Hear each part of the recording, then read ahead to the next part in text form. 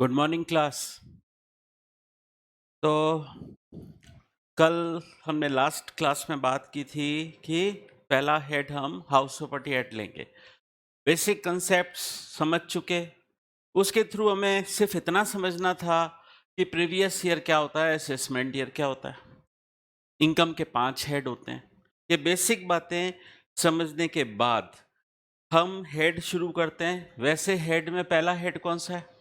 Salary head. Salary head का charging section 15। फिर house property head, house property head का charging section 22, business profession का 28, capital gain का 45 और अदर सोर्सेज का 56।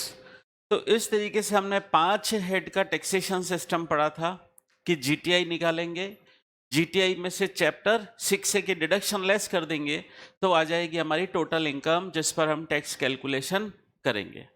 तो वैसे तो सैलरी एट फर्स्ट हेड है, बट वो लंबा है थोड़ा, तो पहले हम सेकंड हेड शुरू करते हैं। हाँ,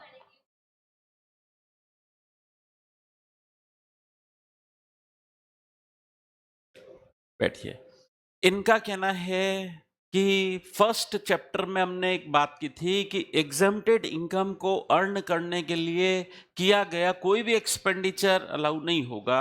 ऐसा एक सेक्शन दे रखा था, सेक्शन 14 कैपिटल ए। तो सेक्शन 14 कैपिटल ए में दे रखा था एग्जम्प्टेड इनकम को अर्न करने के लिए किया गया कोई एक्सपेंडिचर अलाउ नहीं होगा। इनका कहना है एक एग्जाम्पल देके बताइए, ठीक है। एसएससी रिलीफ बॉन्ड में इन्वेस्टमेंट करता है, कोई भी पर्सन रिलीफ बॉन्ड परचेस करता है, उसका इंटरेस्ट एग्जेम्प्ट होता है, उस पर इंटरेस्ट मिलता है, वो एग्जेम्प्ट होता है, ठीक है। तो वो एग्जेम्प्टेड इनकम है। अब एसएससी ने ये रिलीफ बॉन्ड लोन के अमाउंट से परचेस किए थे। इसका मतलब रिलीफ बॉन्ड में इन्वेस्टमेंट करने के लिए एसएससी ने लोन लिया था, उस लोन पर उसका इंटरेस्ट एक्सपेंस हो रहा है, वो इंटरेस्ट एक्सपेंस अलाउ नहीं होगा। इस इनकम को कंप्यूट करने में ये डिडक्टिबल एक्सपेंडिचर नहीं माना जाएगा, ये एक्सपेंस अलाउ नहीं होगा। कौन सा है expense? Interest expense on loan allow नहीं होगा। क्यों? क्योंकि पूरी की पूरी gross interest income from relief bond exempt है। तो एग्जेम्प्टेड इनकम के कनेक्शन में एसएससी जो भी एक्सपेंडिचर करेगा अलाउ नहीं होगा। क्लियर? चलिए, तो फर्स्ट हेड, बेसिकली जो सेकंड हेड है हाउस प्रॉपर्टी हेड, वो शुरू करते हैं। फर्स्ट हेड तो सैलरी हेड है, वो बड़ा है, इसलिए पहले ये शुरू करते हैं। हाउस प्रॉपर्टी हेड का चार्जिंग सेक्शन होता है 22। चार्जिंग सेक्शन मतलब वो सेक्शन जो इस इनकम पर टैक्स चार्ज करने की, टैक्स लगाने की बात करता है। तो चार्जिंग सेक्शन 22 बोलता है कि हाउस प्रॉपर्टी इनकम पर टैक्स चार्ज किया जाएगा, लेकिन कुछ कंडीशंस फुलफिल हों तभी। मतलब हाउस प्रॉपर्टी हेड अप्लीकेबल ही कब होगा? जब कुछ कंडीशंस फुलफिल हों। तो पहली कंडीशन क्या है? एसएससी के पास हाउस प्रॉपर्टी होनी चाहिए। हाउस प्रॉपर्टी का मीनिंग या तो सिर्फ बिल्डिंग, बिल्डिंग हाउस प्रॉपर्टी है, या तो सिर्फ बिल्डिंग हो, या building plus land appurtenant thereto. Land appurtenant thereto का क्या मतलब है? मान लेते हैं हम, ये एक बिल्डिंग है, कंस्ट्रक्टेड एरिया, ठीक है, ये कंस्ट्रक्टेड एरिया है। इसके पास एसएससी ने बाउंड्री वॉल बना रखी है, ठीक है, यहां से एंट्री का गेट बना रखा है, यहां पर गार्डन बना रखा है, यहां पर पार्किंग का स्पेस बना रखा है, ठीक है, यहां पर कपड़े सुखाने का स्पेस है, यहां पर बर्तन धोने का स्पेस है, ठीक है।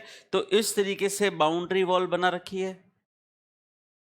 अब इशू ये अराइज होता है कि क्या ये सिर्फ जितना कंस्ट्रक्टेड एरिया है, जितना बिल्डिंग का पार्ट है, सिर्फ वही हाउस प्रॉपर्टी है या ये वाला पार्ट भी हाउस प्रॉपर्टी है? ये पूरा का पूरा हाउस प्रॉपर्टी है। ठीक है, तो मैंने बोला हाउस प्रॉपर्टी क्या होता है? या तो सिर्फ बिल्डिंग या building plus land appurtenant thereto. तो पहली कंडीशन हाउस प्रॉपर्टी हेड की एप्लीकेबिलिटी के लिए कि हाउस प्रॉपर्टी होनी चाहिए, और हाउस प्रॉपर्टी का मतलब सुपर स्ट्रक्चर से होता है, कुछ ना कुछ सुपर स्ट्रक्चर मतलब कंस्ट्रक्टेड एरिया होना चाहिए। मान लेते हैं एक प्लॉट है, एसएससी के पास एक प्लॉट है, एसएससी ने इस तरीके से बाउंड्री वॉल बनवा दी, लेकिन ऊपर छत नहीं है। जब तक ऊपर छत नहीं है तब तक वो सुपर स्ट्रक्चर नहीं कहलाएगा, और जब तक वो सुपर स्ट्रक्चर नहीं कहलाएगा तब तक वो हाउस प्रॉपर्टी नहीं माना जाएगा। मतलब ऊपर छत होना जरूरी है, छत भले ही टेम्पररी नेचर की हो, ठीक है, तब भी उसे हाउस प्रॉपर्टी माना जाएगा। तो पहली कंडीशन, एसएससी के पास हाउस प्रॉपर्टी होनी चाहिए। सेकंड कंडीशन, एसएससी उस प्रॉपर्टी का ओनर होना चाहिए, मतलब ओनरशिप कंडीशन सेटिस्फाई हो। एसएससी उस प्रॉपर्टी का ओनर अगर नहीं है तो हाउस प्रॉपर्टी एक्ट एप्लीकेबल नहीं होगा। कैसे? एग्जाम्पल से समझते हैं। एग्जाम्पल से बात करते हैं। जैसे मिस्टर ए इस प्रॉपर्टी का ओनर है, इसने बी को ये प्रॉपर्टी किराए पर दे दी, लीज पर दे दी। बी ने आगे सब लीज पर दे दी, ए ने बी को लीज पर दी, बी ने आगे सब लीज पर दी। तो ए तो इस प्रॉपर्टी का ओनर है, ए को बी से जो रेंट मिलेगा वो ए को हाउस प्रॉपर्टी हेड में टैक्सेबल होगा। रीजन, ए इस प्रॉपर्टी का ओनर है, ए को बी से रेंटल इनकम मिल रही है, ए के हैंड्स में वो हाउस प्रॉपर्टी हेड में टैक्सेबल होगी। लेकिन क्या सी भी इस केस में बी को रेंट पे करेगा? बी ने भी तो सबलीज पर दिया है। तो अब बी के एंगल से बात करते हैं। बी को भी रेंट मिल रहा है, लेकिन बी को ये रेंट हाउस प्रॉपर्टी हेड में टैक्सेबल नहीं होगा, क्योंकि उस पर हाउस प्रॉपर्टी हेड लगेगा ही नहीं। क्यों नहीं लगेगा? बी इस प्रॉपर्टी का ओनर ही नहीं है। तो सेकंड कंडीशन जरूरी है सेटिस्फाई होना कि एसएससी उस प्रॉपर्टी का ओनर होना चाहिए। ऑनर नहीं है तो हाउस प्रॉपर्टी एक्ट नहीं लगेगा। अच्छा, इस केस में ये रेंट बी को कौन से हेड में टैक्सेबल होगा? क्योंकि हाउस प्रॉपर्टी एक्ट अप्लीकेबल नहीं हो रहा है, तो कौन से हेड में टैक्सेबल होगा? या तो इसको ये पीजीबीपी हेड, मतलब बिजनेस प्रोफेशन हेड, मतलब चार्जिंग सेक्शन 28 वहां टैक्सेबल होगा, या income from other sources head 56, charging section जिसका 56 होता है वहां टैक्सेबल होगा। समझे बात? मतलब दूसरे हेड में टैक्सेबल हो सकता है, बट हाउस प्रॉपर्टी हेड तो नहीं लगेगा, क्योंकि बी इस केस में इस प्रॉपर्टी का ओनर नहीं है। तो पहली कंडीशन हमने पढ़ी, एसएससी के पास हाउस प्रॉपर्टी होनी चाहिए। दूसरी कंडीशन हमने पढ़ी, एसएससी उस प्रॉपर्टी का ओनर होना चाहिए। तो देखिए, इस केस में जो मैंने बताया, क्या बी ने सी को सबलेटिंग की है? क्या बी ने सी को सबलेटिंग की है और बी को सबलेटिंग से इनकम हुई? तो सबलेटिंग की इनकम हाउस प्रॉपर्टी एक्ट में टैक्सेबल नहीं होगी। ये पीजीबीपी हेड में टैक्सेबल हो सकती है और अदर सोर्सेस हेड में टैक्सेबल हो सकती है। फिर थर्ड कंडीशन, तीसरी कंडीशन है, ये हाउस प्रॉपर्टी एसएससी अपने ओन बिजनेस और प्रोफेशन में यूज नहीं कर रहा होना चाहिए। दे रखा है ओन, मतलब ये प्रॉपर्टी एसएससी अपने खुद के बिजनेस के लिए इस्तेमाल नहीं कर रहा होना चाहिए, तभी इस हाउस प्रॉपर्टी पर हाउस प्रॉपर्टी हेड अप्लीकेबल होगा। क्यों? अगर एसएससी खुद की ओन्ड प्रॉपर्टी में अपना बिजनेस रन करता है तो हाउस प्रॉपर्टी हेड नहीं लगेगा। ये उसकी ओन्ड प्रॉपर्टी है जिस पर वो अपना बिजनेस चला रहा है, और बिजनेस और प्रोफेशन की वो इनकम पर अलग से टैक्स देता ही है। बिजनेस और प्रोफेशन की इनकम पर अलग से टैक्स लगेगा ही, इसलिए इस प्रॉपर्टी पर फिर हाउस प्रॉपर्टी हेड अप्लीकेबल नहीं होगा। अच्छा, टीनेंट को किराए पर दिया था और टीनेंट उसमें अपना बिजनेस चला रहा है, टीनेंट उस प्रॉपर्टी में अपनी दुकान, अपनी शॉप चला रहा है, तो बताइए हाउस प्रॉपर्टी हेड एप्लीकेबल होगा या नहीं? इस केस में हाउस प्रॉपर्टी हेड एप्लीकेबल होगा, कारण कंडीशन है ये प्रॉपर्टी एसएससी अपने ओन बिजनेस और प्रोफेशन में यूज नहीं करे। ओन टीनेंट अपने बिजनेस प्रोफेशन में यूज करे तब तो हाउस प्रॉपर्टी हेड लगेगा। एसएससी खुद के बिजनेस प्रोफेशन में यूज कर रहा है तो हाउस प्रॉपर्टी हेड नहीं लगेगा। ठीक है, तो 3 कंडीशन सेटिस्फाई हो तो हाउस प्रॉपर्टी हेड अप्लीकेबल हो जाएगा। पहली कंडीशन, हाउस प्रॉपर्टी होनी चाहिए। सेकंड, एसएससी उस प्रॉपर्टी का ओनर होना चाहिए। थर्ड, एसएससी वो प्रॉपर्टी अपने ओन बिजनेस और प्रोफेशन में यूज नहीं कर रहा होना चाहिए। 3 कंडीशन, क्या तीनों सेटिस्फाई होना जरूरी है? यस, तीनों सेटिस्फाई होंगी तभी हाउस प्रॉपर्टी हेड अप्लीकेबल होगा। ठीक है, तो चार्जिंग सेक्शन में हमने पढ़ा हाउस प्रॉपर्टी हेड की अप्लीकेबिलिटी के बारे में। ये हेड अप्लीकेबल होगा तभी rental income house property head में टैक्सेबल होगी, अदरवाइज दूसरे हेड में टैक्सेबल होगी, इस हेड में टैक्सेबल नहीं होगी। अच्छा, अब प्रैक्टिकल लाइफ में हम कितनी प्रॉपर्टीज हमें देखने को मिलती हैं? एक प्रॉपर्टी है जो एसएससी ने टोटली किराए पर दे रखी है, किराए पर दे रखी है। ऐसी प्रॉपर्टी को हम बोलते हैं late out property, LOP, short में एलओपी, लेट आउट प्रॉपर्टी, जो पूरी तरह से किराए पर दे रखी है। फिर और किस टाइप की प्रॉपर्टी देखने को मिलती है? जिसमें एसएससी खुद रह रहा है, किराया नहीं चाहिए उससे, तो ऐसी प्रॉपर्टी को हम बोलते हैं सेल्फ ऑक्यूपाइड प्रॉपर्टी, एसओपी। फिर एक ऐसी प्रॉपर्टी जिसमें एसएससी ना तो खुद रहता है न ही किराए पर देता है, खाली पड़ी है, तो ऐसी प्रॉपर्टी को हम बोलेंगे नॉट ऑक्यूपाइड प्रॉपर्टी, शॉर्ट में बोले तो एनओपी, नॉट ऑक्यूपाइड प्रॉपर्टी। और एक चौथा बड़ा ही इंटरेस्टिंग टाइप, कुछ सिचुएशन में एसएससी के लिए मान लिया जाएगा कि उसने प्रॉपर्टी लेट आउट कर रखी है, हालांकि उसने एक्चुअली लेट आउट नहीं की है। आप बोलोगे ऐसा कैसे हो सकता है, उसने तो लेट आउट किया ही नहीं है।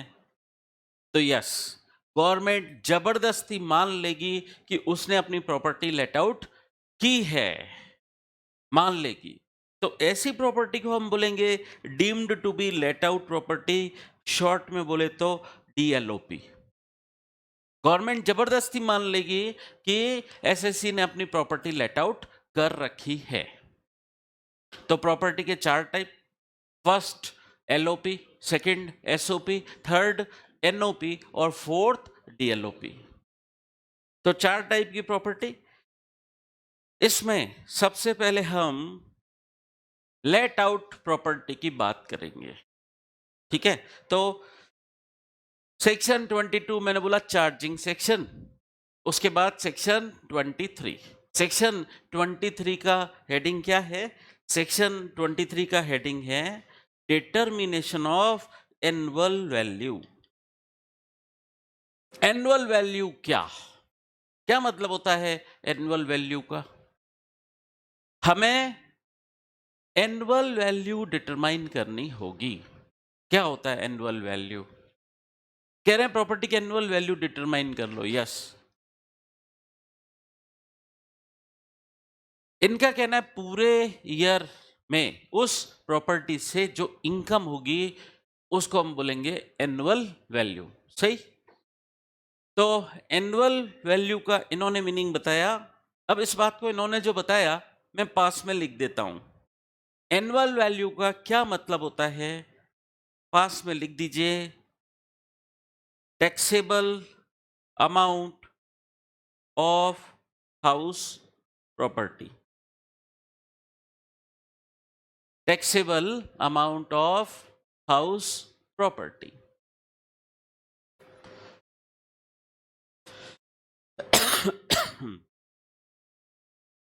उस हाउस प्रॉपर्टी का जो भी टैक्सेबल अमाउंट आएगा उसको हम बोलेंगे एनुअल वैल्यू। तो हमें टैक्सेबल अमाउंट निकालना है, एनुअल वैल्यू निकालनी है। और सबसे पहले मैंने बोला कि लेट आउट प्रॉपर्टी की बात करेंगे, मतलब जो प्रॉपर्टी किराए पर दे रखी है उसकी एनुअल वैल्यू कैसे निकालें, उसका टैक्सेबल अमाउंट कैसे निकालें। तो उसकी बात सेक्शन 23 सबसेक्शन 1 में दे रखी है। सेक्शन 23 सबसेक्शन 1 में लेट आउट प्रॉपर्टी की एनुअल वैल्यू निकालना बताया गया है। तो सबसे पहले हम इजी बात कर रहे हैं कि लेट आउट प्रॉपर्टी है पूरी। बाद में आगे चलकर हम ऐसी प्रॉपर्टीज की भी बात करेंगे कि 75% लेट आउट है, 25% सेल्फ ऑक्यूपाइड है, वो आगे चल के बात करेंगे। ठीक है? बट अभी पूरी ऐसी प्रॉपर्टी जो 100% लेट आउट है, तो उसकी एनुअल वैल्यू कैसे निकालेंगे? उसकी एनुअल वैल्यू निकालने का प्रोसीजर समझते हैं। सबसे पहले हमें 3 इंफॉर्मेशंस चाहिएंगी। क्या? फेयर रेंट, म्यूनिसिपल वैल्यू और स्टैंडर्ड रेंट। क्या होता है फेयर रेंट? फेयर रेंट मतलब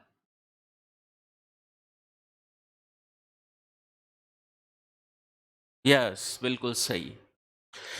इनका कहना है प्रॉपर्टी हम कितने अमाउंट पर किराए पर दे सकते हैं, मतलब हमारे प्रॉपर्टी की रेंट अर्निंग कैपेसिटी क्या है, वो कैसे डिसाइड होता है? पड़ोस में भी किराए पर देते हैं और उनके मकान का स्ट्रक्चर भी हमारे मकान जैसा ही है लगभग, और वो किराए पर देते हैं, तो वो कितना किराया अर्न कर लेते हैं, तो इस प्रॉपर्टी की रेंट अर्निंग कैपेसिटी क्या है, उस रेंट अर्निंग कैपेसिटी को हम बोलते हैं फेयर रेंट। ठीक है? तो और म्यूनिसिपल वैल्यू का मतलब म्यूनिसिपल अथॉरिटी के नजर में उस प्रॉपर्टी की वैल्यू क्या है, मतलब म्यूनिसिपल रिकॉर्ड्स बना रखे हैं गवर्नमेंट ने, नगर निगम के रिकॉर्ड्स में उस प्रॉपर्टी की क्या वैल्यू है, उसको हम बोलते हैं म्यूनिसिपल अथॉरिटी, म्यूनिसिपल वैल्यू, मतलब value determined bye municipal authority. ठीक है? और तीसरा एक अमाउंट और होगा स्टैंडर्ड रेंट। ये क्या होगा? Government, state government rent control act बना सकती है। ये रेंट कंट्रोल एक्ट क्या होता है? स्टेट गवर्नमेंट ही बना सकती है, सेंट्रल गवर्नमेंट नहीं। हम पढ़ चुके हैं कि इंडिया का taxation system federal tax structure है, उसमें कानून बनाने का पावर डिस्ट्रीब्यूट कर रखा है। ठीक है? तो एक कानून है रेंट कंट्रोल एक्ट, ये सबसे पहले महाराष्ट्र में बनाया गया। महाराष्ट्र में क्या होता है, राजस्थान से, यूपी से, बिहार से कई लोग जॉब करने के लिए आते हैं। वो जॉब करने के लिए आते हैं तो उनका महाराष्ट्र में अपना मकान नहीं होता है, वो किराए के मकान में रहते हैं। तो वहाँ जो लैंडलॉर्ड थे, जो किराए पर मकान देते थे, उन्होंने किराया बहुत ज़्यादा बढ़ा दिया। तो वहाँ जो महाराष्ट्र की गवर्नमेंट है उनको इंटरफेयर करना पड़ा बीच में कि किराया इतना ज़्यादा भी नहीं होना चाहिए। तो वहाँ कि स्टेट गवर्नमेंट ने रेंट कंट्रोल एक्ट बनाया, रेंट की बढ़ती प्राइजेस पर कंट्रोल काबू पाने के लिए। तो रेंट कंट्रोल एक्ट में हर प्रॉपर्टी का पर स्क्वायर फीट किराया फिक्स कर दिया गया कि कोई भी लैंडलॉर्ड अपने टेनेंट से इस किराए से ज्यादा पर स्क्वायर फीट का किराया फिक्स कर दिया गया कि किराया से ज्यादा नहीं होना चाहिए। ठीक है, तो स्टैंडर्ड रेंट को अगर मैं इजी लैंग्वेज में बोलना चाहूं तो मैं ऐसे बोल सकता हूं कि रेंट या मैक्सिमम रेंट बोल दूं तो ठीक है, maximum rent fixed under rent control act, maximum rent fixed under rent control act. ठीक है, तो ये तीन इंफॉर्मेशन आपके पास होंगी। अब इन तीन इंफॉर्मेशन से हमें क्या निकालना है? हमें निकालना है एक्सपेक्टेड रेंट। एक्सपेक्टेड रेंट मतलब क्या? हमें ऑन एन एवरेज कितना किराया मिल जाएगा। एक्चुअल कितना है उसकी अभी हमने बात नहीं की है। मिल कितना जाएगा ऑन एन एवरेज, अभी उसकी बात हो रही है। ठीक है, तो मैंने पहले आपको 3 वर्ड का मीनिंग बताया। फेयर रेंट, फेयर रेंट मतलब rent of similar property in the neighbourhood, rent of similar property in the neighbourhood. दूसरा municipal value, value determined by municipal authority. और तीसरा बताया मैंने maximum rent fixed under rent control act. अब क्या करेंगे? ये सारी इंफॉर्मेशन है और इन सारी इंफॉर्मेशन को यूज करके हमें निकालना है एक्सपेक्टेड रेंट। कैसे निकालेंगे? प्रोसीजर समझते हैं। ये जो फेयर रेंट और म्युनिसिपल वैल्यू दे रखा है, इसका हम इन दोनों में से जो भी हायर है ले लेंगे। जो भी हायर है वो क्यों लेंगे? अरे गवर्नमेंट ज्यादा अमाउंट पे टैक्स लेना चाहती है, इसलिए जो हायर है वो ले लेंगे। तो जो हायर आ रहा है दोनों का, उसको हम नाम देते हैं जेड वैल्यू। तो फेयर रेंट और म्युनिसिपल वैल्यू में से जो भी वैल्यू ज्यादा है, जो भी अमाउंट ज्यादा है वो ले लेंगे, उसे हम बोलेंगे जेड वैल्यू। इस जेड वैल्यू को अगेन हम कंपेयर करेंगे स्टैंडर्ड रेंट से। स्टैंडर्ड रेंट से कंपेयर करेंगे, स्टैंडर्ड रेंट तो मैक्सिमम है ना, मतलब इससे ज्यादा तो कोई चार्ज कर ही नहीं सकता। तो अब हम यहां पर विचएवर इज लेस लेंगे। क्यों? स्टैंडर्ड रेंट ऐसा अमाउंट है जिससे ज्यादा कोई चार्ज ही नहीं कर सकता। तो पहले तो हमने विचएवर इज हायर लिया था, अब हम लेंगे विचएवर इज लेस। और वैसे तो हायर का ही ध्यान रखो, बट चूंकि स्टैंडर्ड रेंट मैक्सिमम रेंट होता है तो उससे ज्यादा हो नहीं सकता, इस वजह से यहां पर विचएवर इज लेस लेना है। समझ आई बात? तो एक्सपेक्टेड रेंट तक कैसे पहुंचोगे? Fair rent, municipal value, whichever is higher, जेड वैल्यू। इसको कंपेयर करेंगे स्टैंडर्ड रेंट से और व्हिचएवर इज लेस लेंगे और वो कहलाएगा एक्सपेक्टेड रेंट। समझ आ गया? अब एक्सपेक्टेड रेंट आने के बाद क्या करें? एक्चुअल रेंट से कंपैरिजन, कंपैरिजन खत्म नहीं होगा।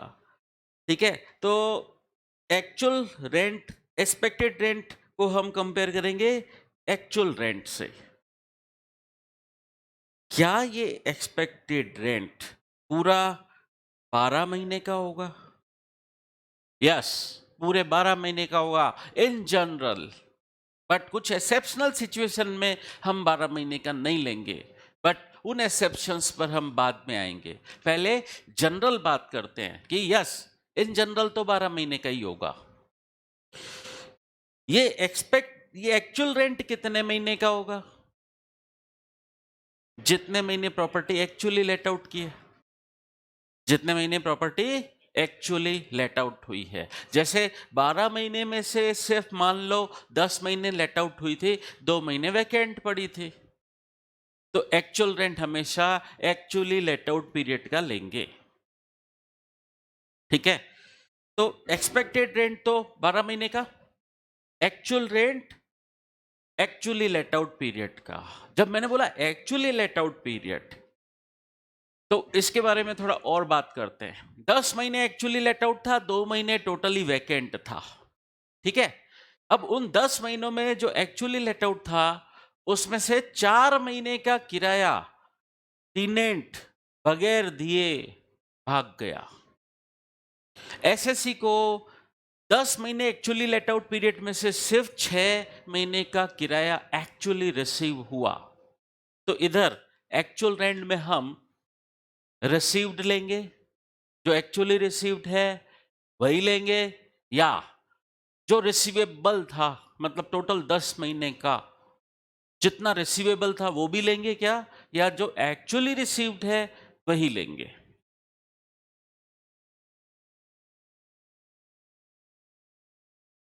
एक्चुअली रिसीव्ड और रिसीवेबल लेंगे। इस बात को मैं बोलता हूं, जितने पीरियड वो एक्चुअली लेट आउट था, किराया मिला नहीं मिला वो अलग बात है, जितने पीरियड एक्चुअली लेट आउट था वो ले लेंगे, ठीक है।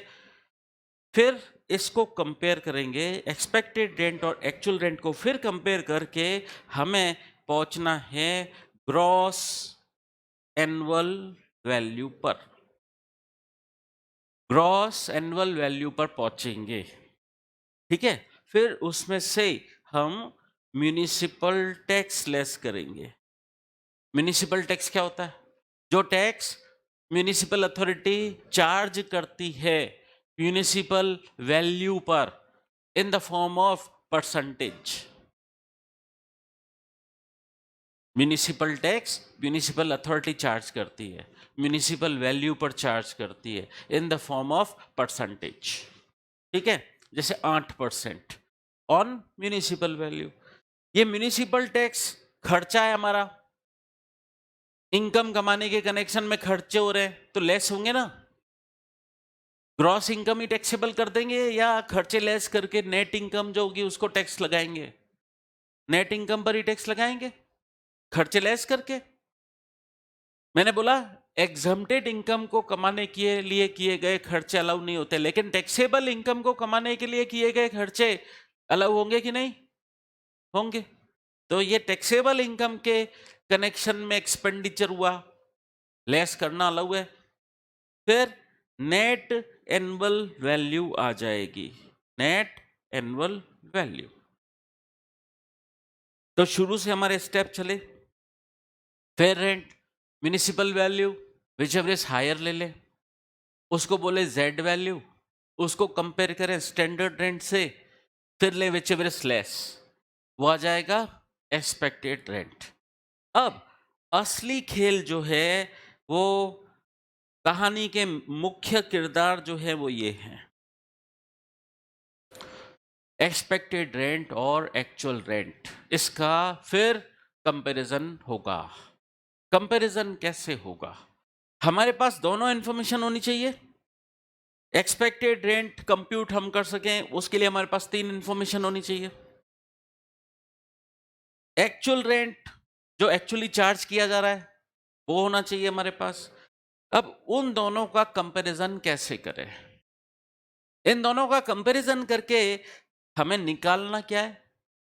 Gross annual value. वो इन दोनों का कंपैरिजन करके निकलेगा। कैसे कंपैरिजन करें? समझते हैं हम एक टेबल, एक टेबल समझते हैं कंपैरिजन के लिए। अगर आपके पास फर्स्ट सिचुएशन सिर्फ एक्सपेक्टेड रेंट कंप्यूट कर पाए इतनी इंफॉर्मेशन है, एक्चुअल रेंट है ही नहीं, आप बोलोगे ऐसा हो ही नहीं सकता, एक्चुअल रेंट हो ही ना, ऐसा हो ही नहीं सकता, क्या बात कर रहे हो आप, एक्चुअली लेट आउट प्रॉपर्टी है तो एक्चुअल रेंट तो होगा ही। बट मान लो एक्चुअल रेंट नहीं है। क्यों नहीं है उसका रीजन अभी थोड़ी देर में पता पड़ जाएगा आपको। उसका एक लॉजिक है, वो लॉजिक आगे चलकर क्लियर होगा। 1 मिनट के लिए मान लो आप, 10 मिनट के लिए, कि एक्चुअल रेंट नहीं है और वो प्रॉपर्टी लेट आउट है, ठीक है? तो हम ग्रॉस एनुअल वैल्यू कैसे निकालें? अब एक्चुअल रेंट है ही नहीं हमारे पास तो सिर्फ एक्सपेक्टेड रेंट है, तो एक्सपेक्टेड रेंट ही बन जाएगा gross annual value. Simple, first situation. Second situation, actual rent है और वो एक्सपेक्टेड रेंट से ज्यादा है। अगर हमारी सिचुएशन ये है कि एक्चुअल रेंट है और वो एक्सपेक्टेड रेंट से ज्यादा है, तो एक्चुअल रेंट को मान लेंगे gross annual value. Simple concept है, ज्यादा अमाउंट पे टैक्स लगाना चाहती है गवर्नमेंट, तो एक्चुअल रेंट ज्यादा है तो ज्यादा अमाउंट पे टैक्स लगा देंगे, उसको ग्रॉस एनुअल वैल्यू बना देंगे, ठीक है? अच्छा, ऐसा हो सकता है क्या कि वैकेंसी है, 2 महीने वैकेंट थी प्रॉपर्टी, 10 महीने ही प्रॉपर्टी एक्चुअली लेट आउट थी, और वो 10 महीने जब एक्चुअली लेट आउट थी, भले ही किराया 10 महीने का है, तब भी वो बहुत ज्यादा है एक्सपेक्टेड रेंट से, despite vacancy. Actual rent exceeds expected rent, ऐसी सिचुएशन है, ठीक है? तो बस एक्सपेक्टेड एक्चुअल रेंट ज्यादा है, डेस्पाइट वैकेंसी, एक्चुअल रेंट ले लेना चुपचाप, वैकेंसी है चाहे नहीं है। देखिए, मैं ये कह रहा हूं कि हम यहां जब कंपैरिजन कर रहे हैं, एक्चुअल रेंट हो सकता है हमने प्रॉपर्टी 10 महीने ही किराए पर दी है और एक्सपेक्टेड रेंट 12 महीने का लेना होता है, actual rent actually let out period का लेना होता है, ठीक है? 2 महीने आपकी प्रॉपर्टी वैकेंट थी, लेकिन उसके बावजूद आपको वैकेंसी के बावजूद एक्चुअल रेंट ज्यादा मिला।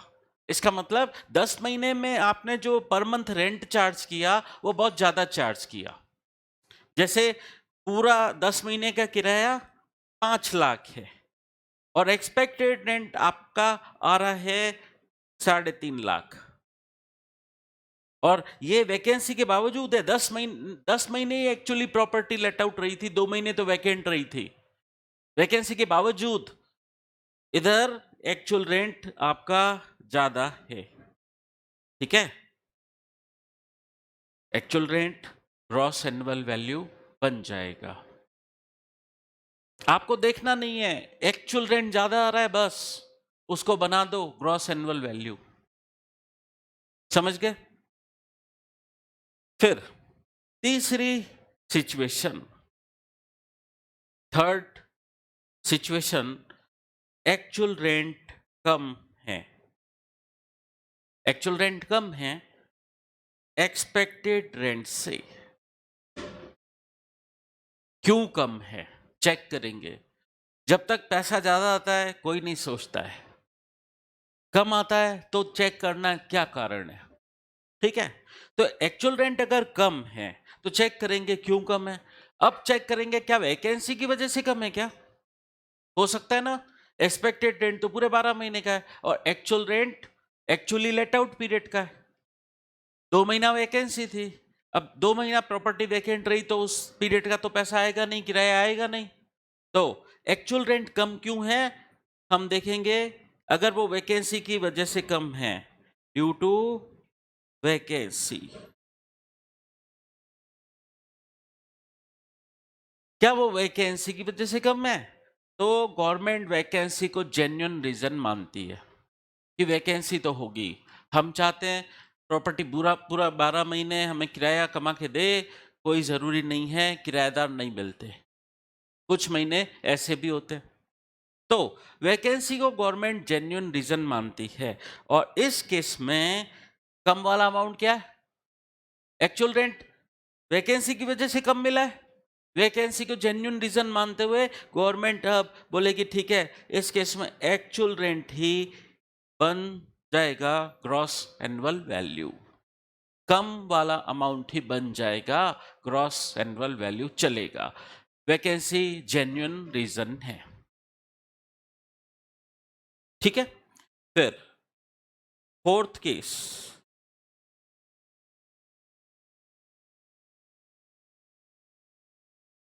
एक्चुअल रेंट कम है एक्सपेक्टेड रेंट से। हम चेक करेंगे कम क्यों है। पता पड़ा वैकेंसी की वजह से नहीं है कम, अदर रीजन की वजह से कम है। कोई अदर रीजन रहा। अदर रीजन क्या रहा? वो सामने वाला जो टेनेंट था वो अपना रिलेटिव था,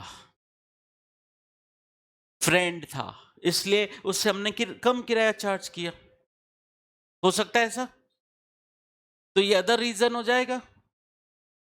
प्रॉपर्टी पूरे 12 महीने लेट आउट थी, बट जो टेनेंट था वो हमारा रिलेटिव था, तो उससे हमने कम किराया चार्ज किया, जिसकी वजह से एक्चुअल रेंट कम है।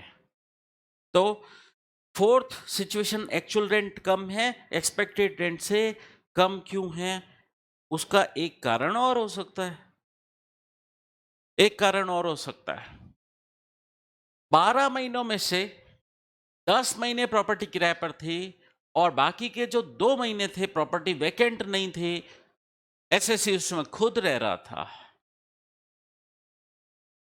खुद रह रहा था तो उससे वैकेंसी बोलेंगे क्या? नहीं बोलेंगे। क्या बोलेंगे उसे? Self occupation. तो अगर ड्यू टू सेल्फ ऑक्यूपेशन कम है, 2 महीने एसएससी खुद रह गया, जिसकी वजह से एक्चुअल रेंट कम है, या और कोई अदर रीजन, और कोई अदर रीजन। अगर ऐसा है तो वैकेंसी कोई तो जेन्युइन रीजन मानते हैं, बाकी तो कोई रीजन एक्सेप्टेबल नहीं है। अब जब कोई रीजन एक्सेप्टेबल नहीं है तो फोर्थ केस में बताइए, ग्रॉस एनुअल वैल्यू किसे मानो? ज्यादा वाले अमाउंट को, मतलब एक्सपेक्टेड रेंट को। तो इस केस में एक्सपेक्टेड रेंट बनेगा ग्रॉस एनुअल वैल्यू। तो हमने 4 सिचुएशन डिस्कस की। फर्स्ट, एक्सपेक्टेड रेंट कैलकुलेट कर पाए, इतनी इंफॉर्मेशन अवेलेबल है तो हम कैलकुलेशन कर लेंगे, एक्चुअल रेंट है नहीं तो एक्सपेक्टेड रेंट ही बन जाएगा ग्रॉस एनुअल वैल्यू। ये हम कंपैरिजन किस स्टेज पर कर रहे हैं? इस स्टेज पर। एक्सपेक्टेड रेंट है, एक्चुअल रेंट नहीं है, तो क्या होगा? एक्सपेक्टेड रेंट ही बन जाएगा ग्रॉस एनुअल वैल्यू।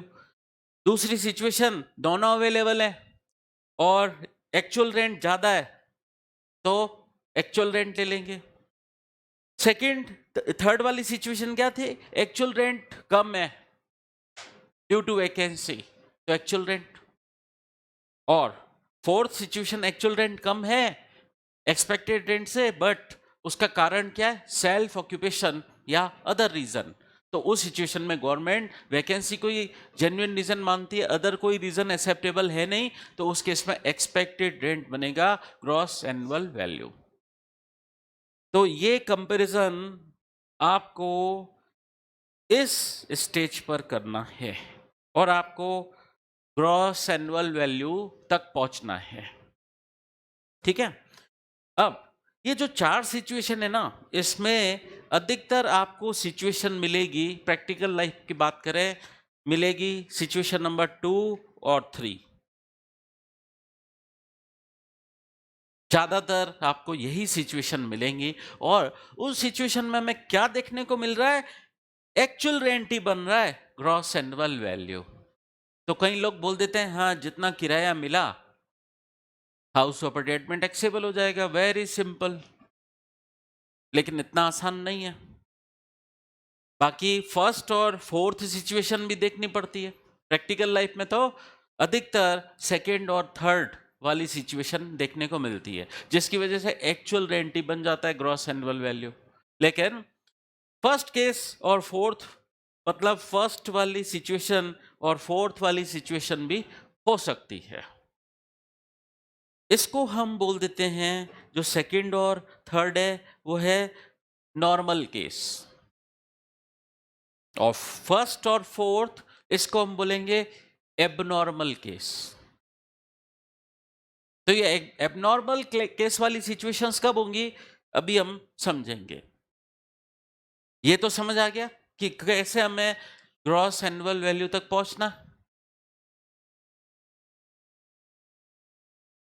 ये सब बातें आपके यहां दे रखी है, देखिए पेज नंबर 5 दिया आपको। इस पर फेयर रेंट का मीनिंग दे रखा है आपको, rent of similar property in the neighbourhood, मतलब प्रॉपर्टी की रेंट अर्निंग कैपेसिटी, मीनिंग सब दे रखा है। आपको सिर्फ समझने पर ध्यान लगाना है, लिखा हुआ सब है। म्युनिसिपल वैल्यू क्या है, value of property determined as per municipal authority as per municipal rules. Standard rent means maximum rent as per rent control act. तो फेयर रेंट म्युनिसिपल वैल्यू, इसमें से जो हायर है ले लें जेड वैल्यू, फिर उसको कंपेयर करें स्टैंडर्ड रेंट से। अगर स्टैंडर्ड रेंट कंट्रोल अप्लीकेबल है, उसमें से जो विचएवर इज लेस है उसको ले लें एक्सपेक्टेड रेंट बोलेंगे उसको, और एक्चुअल रेंट से कंपैरिजन करके ग्रॉस एनुअल वैल्यू तक पहुंच जाए। सेक्शन का हेडिंग क्या था, 23, section 23, determination of annual value. Annual value, अभी तक हमने ग्रॉस एनुअल वैल्यू निकाल लिया, इसमें से म्युनिसिपल टैक्स लेस कर देंगे तो क्या जाएगा, नेट एनुअल वैल्यू। सेक्शन का हेडिंग यही है, डिटर्मिनेशन ऑफ एनुअल वैल्यू, मतलब उस हाउस प्रॉपर्टी का टैक्सेबल अमाउंट। ठीक है, किस टाइप की प्रॉपर्टी की बात चल रही है, लेट आउट प्रॉपर्टी की का टैक्सेबल अमाउंट हम निकाल रहे हैं। ये टेबल आपको यहां दे रखी है। अगर एक्सपेक्टेड रेंट है तो एक्सपेक्टेड रेंट ही बन जाएगा ग्रॉस एनुअल वैल्यू।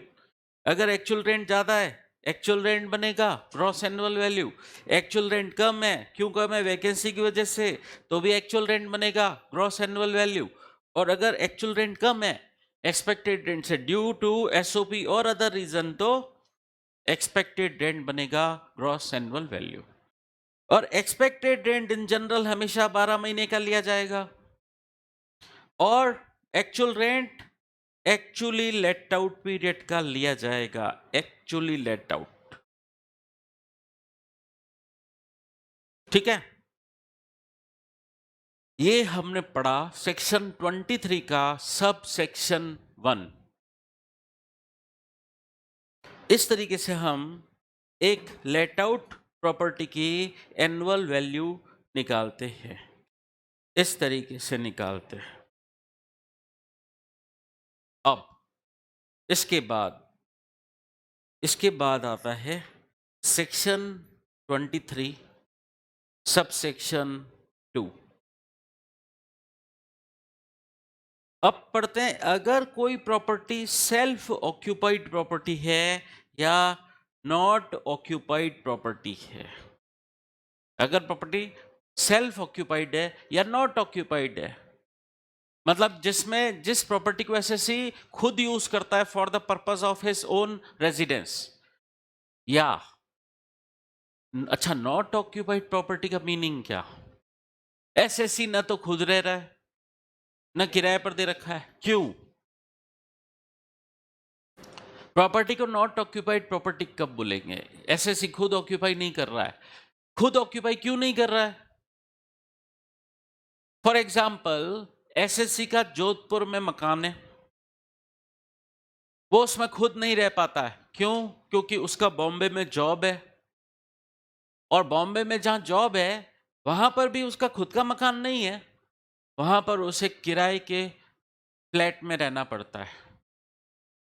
तो बॉम्बे वाली प्रॉपर्टी उसकी खुद की नहीं है, वो किराए की है, और उसका खुद का मकान तो जोधपुर में है और वो खाली पड़ा है। वो इसलिए खाली पड़ा है कि एसएससी बॉम्बे में किराए का मकान लेकर वहां जॉब कर रहा है या बिजनेस चला रहा है बॉम्बे में, इस वजह से वो जोधपुर वाली प्रॉपर्टी में रह नहीं पाता, इसलिए जोधपुर वाली प्रॉपर्टी कहलाएगी नॉट ऑक्यूपाइड प्रॉपर्टी। प्रॉपर्टी चाहे सेल्फ ऑक्यूपाइड हो चाहे नॉट ऑक्यूपाइड हो, इसकी एनुअल वैल्यू का मीनिंग बता दिया था ना, टैक्सेबल अमाउंट, इसकी एनुअल वैल्यू निल मानी जाएगी। सही है? इससे वास्तव में कोई किराया मिल रहा है क्या?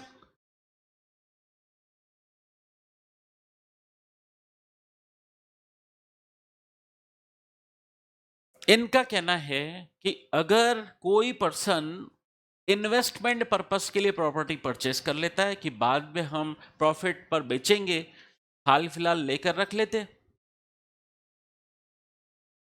हाल फिलहाल लेके रख लेते हैं, इन्वेस्टमेंट के लिए है, लोग प्रॉपर्टी में इन्वेस्टमेंट करते ही हैं। अभी आगे समझेंगे। गवर्नमेंट मैक्सिमम 2 प्रॉपर्टीज को एसओपी या एनओपी मानेगी, मैक्सिमम 2 से ऊपर जो भी है, मान लेते हैं एसएससी के पास 5 प्रॉपर्टीज हैं, 5 में से सिर्फ 2 एसओपी एनओपी मानी जाएगी और बाकी की 3 deemed to be let out property मानी जाएगी। Deemed to be let out property का कंसेप्ट यही है कि गवर्नमेंट बोलती है सिर्फ मैक्सिमम 2 प्रॉपर्टीज एसओपी एनओपी है, इससे ऊपर वाली हम मान लेंगे deem to be let out. Deem to be let out property का कंसेप्ट यही है कि if the SSC holds more than 2 SOP NOP, then excess property, जो एक्सेस है 2 से ज्यादा हैं, वो वाली deem to be let out property मान ली जाएगी। ठीक है? तो इनकम टैक्स में ये डीमिंग कंसेप्ट बहुत काम आता है। डीमिंग मान लेंगे, और मान लेंगे तो उसका नतीजा क्या होगा? ये property deem to be let out मानी जा रही है, deem to be let out मानने का इफेक्ट क्या पड़ेगा? टैक्स नहीं लगेगा। लेट आउट प्रॉपर्टी पे तो लगता है ना, एसओपी एनओपी पे नहीं लगता है, उसकी एनुअल वैल्यू नील होती है। ठीक है? Deem to be let out property की calculation as if let out property की तरह होगी। Deem to be let out property की कैलकुलेशन एज इफ, हाँ हाँ, मैक्सिमम, यस। इनका कहना है कि मैंने पहले 2 प्रॉपर्टी परचेस की, पास पास की थी, ये प्लॉट नंबर 101 और ये प्लॉट नंबर 102, और मैंने तो ऐसा किया, ये मेरे को बड़ा स्पेस चाहिए था, तो मैंने तो ये बीच की दीवार हटा दी और एक प्रॉपर्टी बना दी। तो ये एक है या स्टिल इसे 2 माना जाएगा? बताइए। मेरे को एक बात बताओ, म्युनिसिपल रिकॉर्ड्स में ये प्रॉपर्टी एक ही प्रॉपर्टी के नाम से दर्ज है या 2 प्रॉपर्टीज के नाम से?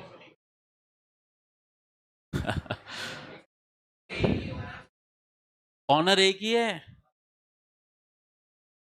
ऑनर एक ही है। भले ही म्युनिसिपल रिकॉर्ड्स में ये 2 प्रॉपर्टीज की, ये प्लॉट नंबर 101 प्लॉट नंबर 102 के नाम से है, लेकिन ऑनर तो एक ही है ना। अब अगर वो ये बीच की दीवार हटा देता है तो यस, इसे एक ही प्रॉपर्टी माना जाएगा। लेकिन अगर डिफरेंट लोकेशंस पर है तो फिर ये बेनिफिट नहीं मिलेगा। डिफरेंट लोकेशंस पर है तो बेनिफिट नहीं मिलेगा। ठीक है ना? ऐसे ही डाउट आते रहेंगे आपके मन में। टैक्स ऐसा सब्जेक्ट है जिसमें डाउट फटाफट हाथों हाथ क्लियर होना बहुत जरूरी है। हाँ,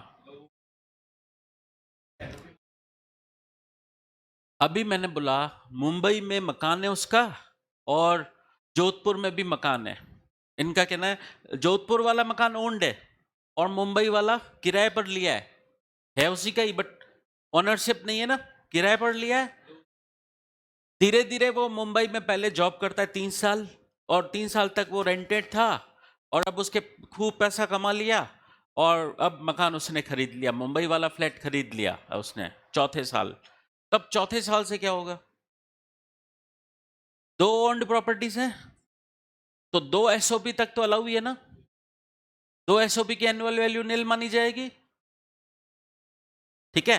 अब कुछ स्टूडेंट्स को इसमें भी कंफ्यूजन होता है कि सर आपने बोला दो एसओपी एनओपी, तो ऐसा हो सकता है क्या दो एसओपी और दो एनओपी, या ये कंबाइंडली देखना है, चाहे कि चाहे दोनों की दोनों एसओपी हो, चाहे दोनों एनओपी हो, या एक एसओपी हो एक एनओपी हो, ऐसा चलेगा।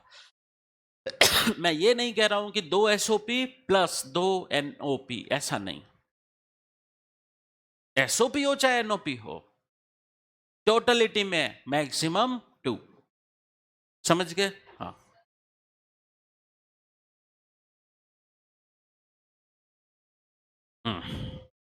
देखिए, इनका ये कहना है कि सर अगर मकान एक ही है, प्लॉट नंबर 101, ये 3 भाइयों का था, उनमें डिस्प्यूट हुआ, फिर उन्होंने बोला कि 3 पार्ट कर लेते हैं। अब तीनों के ऑनर अलग अलग हो गए, ऑनर सेम हो फिर भी अलग कर दिया, फिर तो अलग करने का कोई लॉजिक ही नहीं है। ऑनर सेम है, प्लॉट नंबर 101 और ऑनर सेम है, मकान का स्ट्रक्चर इसलिए ऐसे बना दिया कि फ्यूचर में हम किराए पर दे सकें, इसलिए बना दिया, बट किराए पर दिया नहीं है। ठीक है, तो इस केस में ये मकान तो एक ही है ना, प्लॉट नंबर 101, ऑनर भी एक ही है, तो फिर मकान ये एक ही है।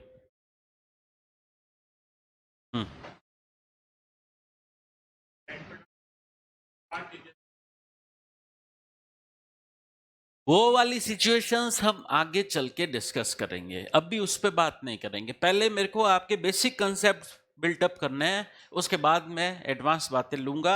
ऐसे क्वेश्चन आगे आएंगे आपके, जिसमें हम डिस्कस करेंगे पार्टली एसओपी है, पार्टली एलओपी है, आगे चलकर वैसी बातें होंगी।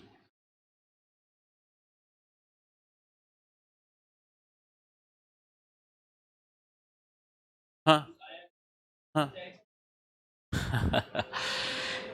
इनका कहना है, मैं बोलूं deem to be let out है, deem to be let out property को आप क्लेम कर ही नहीं सकते कि वो एक्चुअली लेट आउट थी, एक्चुअली लेट आउट थी। या तो आपको जाना पड़ेगा कि ये प्रॉपर्टी एक्चुअली लेट आउट थी, मेरा किराए पर देने का मन था, लेकिन ये अलग बात है कि किराएदार नहीं आया, जिसकी वजह से मैं किराए पर नहीं दे सका। ठीक है, तो मान लो प्रॉपर्टी ऐसी है 10 महीने किराए पर नहीं थी, वैकेंट थी, और 2 महीने किराए पर हो गई, तो प्रॉपर्टी फिर लेट आउट प्रॉपर्टी है या deem to be let out है? बोलो क्या मानोगे इसको? Let out, clear? ठीक है। अब इनका कहना था कि वैकेंसी वैकेंसी का कोई बोल के लेट आउट प्रॉपर्टी मानी जाएगी। मैंने 1 महीने का किराया था, बाकी सारे महीने प्रॉपर्टी वैकेंट थी, तो वैकेंसी का बेनिफिट मिल जाएगा? मिल जाएगा कि नहीं बताइए? यहां पर थर्ड वाली सिचुएशन में इनका पॉइंट फॉल करेगा, एक्चुअल रेंट 1 महीने का है कि नहीं, मिला एक्चुअल रेंट 1 महीने का, और एक्सपेक्टेड रेंट पूरे 12 महीने का है। फिर पता करेंगे कि एक्चुअल रेंट 1 महीने का ही है, जिसकी वजह से टोटल पूरे साल का एक्चुअल रेंट कम मिला। क्यों कम मिला? वैकेंसी की वजह से। तो फिर एक्चुअल रेंट कम वाला अमाउंट ग्रॉस एनुअल वैल्यू बन जाएगा। ठीक है,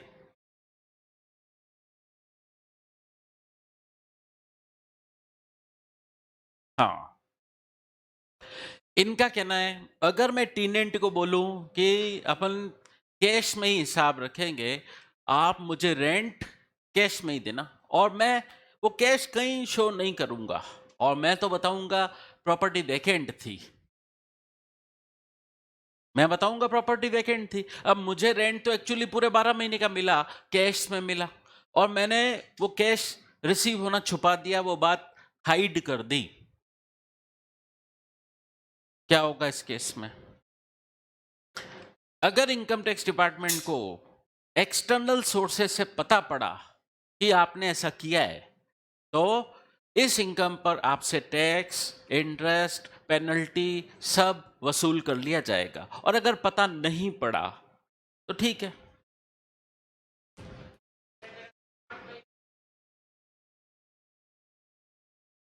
8 महीने का मिल एक्चुअली पूरे 12 महीने का मिला था पैसा, लेकिन हमने रिटर्न फाइल करते वक्त उसमें शो किया 8 महीने का ही मिला और 4 महीने का वैकेंट है। अगेन मैं वही बोलूंगा, जब तक आपकी चोरी पकड़ी नहीं जाती है तब तक सब ठीक है। अगर पकड़ा जाएगा तो फिर टैक्स, इंटरेस्ट, पेनल्टी आपसे चार्ज कर लिया जाएगा। ये बात वैसे हर जगह एप्लीकेबल है। लोग काफी पैसा कमाते हैं, जितना कमाते हैं उतना इनकम डिक्लेयर नहीं करते हैं। आप हर जगह ये बात पूछ सकते हो कि सर मैं ये इनकम छुपा दूं तो, फिर उसके बाद उसके जवाब यही होंगे कि अगर पकड़े जाओगे तो ठीक, पकड़े जाओगे तब आपसे टैक्स, इंटरेस्ट, पेनल्टी सब वसूल कर लिया जाएगा।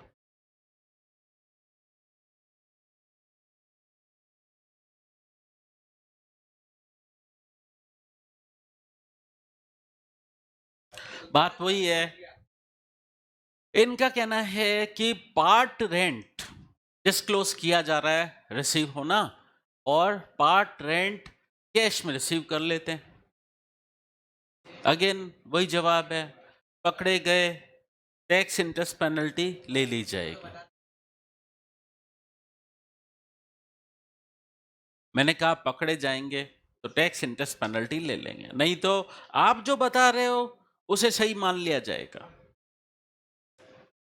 ठीक है, चलिए अब आगे बात करते हैं। तो ये 4 केस हमारे सामने है। इससे हमें क्या निकालना है? Gross annual value. अब मेरे को एक बात बताइए, सेक्शन 23 सबसेक्शन 1 हमने लेट आउट प्रॉपर्टी का पढ़ा, इसके बाद सेक्शन 23 सबसेक्शन 2 एसओपी एनओपी, इस सेक्शन में क्या लिखा है? एसओपी एनओपी की एनुअल वैल्यू निल होगी।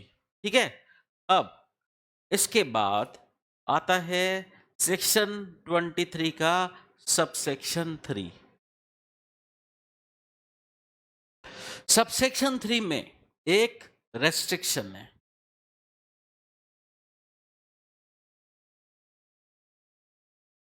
वो रेस्ट्रिक्शन क्या है? नीचे से ले लेना आप, अभी इनमें देख लीजिए पास वाले में। रेस्ट्रिक्शन सेक्शन 23 सबसेक्शन 3 में रेस्ट्रिक्शन क्या है? रेस्ट्रिक्शन है कि अगर वो प्रॉपर्टी आपकी एसओपी एनओपी थी, ओरिजिनली एसओपी एनओपी थी, लेकिन एक दिन के लिए ही सही आपने अगर उसको लेट आउट कर दिया, ओरिजिनली वो प्रॉपर्टी आपकी एसओपी एनओपी थी, बट एक दिन के लिए आपने उसको अगर लेट आउट किया है, तो अब वो प्रॉपर्टी लेट आउट प्रॉपर्टी ही मानी जाएगी। आप उस पर एसओपी एनओपी होने का कोई बेनिफिट नहीं ले सकते। एसओपी एनओपी का बेनिफिट क्या होता है? उसकी एनुअल वैल्यू निल होती है। तो एसओपी एनओपी प्रॉपर्टी पर क्या बेनिफिट मिलता है? उसकी एनुअल वैल्यू निल मानी जाती है। तो अगर एक सिंगल डे के लिए भी आपकी एसओपी एनओपी प्रॉपर्टी आप लेट आउट कर लेते हो, तो आपको एसओपी एनओपी होने का कोई बेनिफिट नहीं मिलेगा। अब ये property late out property treat की जाएगी। अब जब ये property late out property treat की जाएगी, तो इसकी कैलकुलेशन क्या सबसेक्शन 2 में होगी? सेक्शन 23 सबसेक्शन 2 में होगी क्या? लेट आउट का सेक्शन क्या है? 23 सबसेक्शन 1। कैलकुलेशन इसमें होगी। एक दिन के लिए ही सही, प्रॉपर्टी लेट आउट है, कैलकुलेशन लेट आउट वाले सेक्शन में होगी, सेक्शन 23 सबसेक्शन 1 में होगी। अब यहां पर बहुत इंटरेस्टिंग केस देखने को मिलेगा। फेयर रेंट उठाएंगे हम, municipal value, Z value, standard rent, expected rent सब निकालना पड़ेगा, एक्चुअल रेंट। अब हमें जब ग्रॉस एनुअल वैल्यू तक पहुंचना होगा, तब ये टेबल काम आएगी, तब ये टेबल काम आएगी। और बताइए टेबल के अकॉर्डिंग कौन सी रॉ आपके लिए अप्लीकेबल हो जाएगी? रॉ नंबर बताइए। एक्चुअल रेंट एक दिन का मिला, प्रॉपर्टी एक दिन के लिए लेट आउट थी, तो एक दिन का किराया एक्सपेक्टेड रेंट पूरे 12 महीने का होगा। एक्चुअल रेंट एक दिन का, तो बताइए मैक्सिमम केसेस में एक्चुअल रेंट एक दिन का है तो कम ही होगा ना। और बाकी पूरे 12 महीने प्रॉपर्टी वैकेंट थी या एसओपी थी, बोलिए। 365 दिन में से प्रॉपर्टी एक दिन लेट आउट थी। 364 दिन क्या था, वैकेंट थी या एसओपी थी? वैकेंट कहां थी? मैंने आपको बोला ओरिजिनली वो प्रॉपर्टी एसओपी एनओपी है। 364 दिन आप रहे, एक दिन आपने किराए पर दिया ना, तो 364 दिन तो वो एसओपी थी ना। एक्चुअल रेंट एक दिन लेट आउट हुआ, एक्चुअल रेंट मिला, एक दिन का मिला, बट 364 दिन तो वो प्रॉपर्टी एसओपी थी, जिसकी वजह से एक्चुअल रेंट एक दिन का ही कम मिला, एक दिन का ही मिला। तो इस केस में गवर्नमेंट सिर्फ वैकेंसी कोई जेन्युइन रीजन मानती है। 364 दिन प्रॉपर्टी वैकेंट नहीं थी, एसओपी थी, तो आपको कोई बेनिफिट नहीं मिलेगा। और इस प्रॉपर्टी का एक्सपेक्टेड रेंट मतलब पूरे 12 महीने का अमाउंट टैक्सेबल हो जाएगा। इसका मतलब सेक्शन 23 सब सेक्शन 3 आपको रॉ नंबर 4 में पहुंचाता है। सेक्शन 23 सबसेक्शन 3 में जो रेस्ट्रिक्शन दे रखा है, वो रेस्ट्रिक्शन क्या बोलता है? ओरिजिनली वो प्रॉपर्टी आपकी एसओपी एनओपी है, बट एक दिन के लिए भी अगर आप उसको लेट आउट कर देते हो तो अब से वो प्रॉपर्टी लेट आउट मानी जाएगी। और लेट आउट मानी जाएगी, एनओपी है, थर्ड में कैसे आएगा? अगर एनओपी है कुछ पीरियड के लिए, बट एक दिन के लिए तो लेट आउट कर दिया। मैं ये कह रहा हूं एक दिन के लिए लेट आउट करेंगे तो वो प्रॉपर्टी अपना एसओपी एनओपी कैरेक्टर खो देगी। अब वो प्रॉपर्टी लेट आउट प्रॉपर्टी मानी जाएगी। अब उसकी कैलकुलेशन करने के लिए हम सेक्शन 23 सबसेक्शन 1 में आ जाएंगे, क्योंकि लेट आउट प्रॉपर्टी की कैलकुलेशन प्रोसीजर सेक्शन 23 सबसेक्शन 1 में दे रखा है। फिर जब हम ये कैलकुलेशन करते करते एक्चुअल रेंट लेंगे तो एक्चुअल रेंट एक दिन का ही होगा। फिर जब वो प्रॉपर्टी का एक्चुअल रेंट एक दिन का ही होगा तो चेक करेंगे कि एक्चुअल रेंट इन टोटलिटी कम है, कम क्यों है, पता पड़ेगा 3 महीने एसओपी है या अदर रीजन है। अदर रीजन वैकेंसी के अलावा जो भी रीजन है, तो एनओपी होना भी रीजन है, वो भी अदर रीजन में आ जाएगा।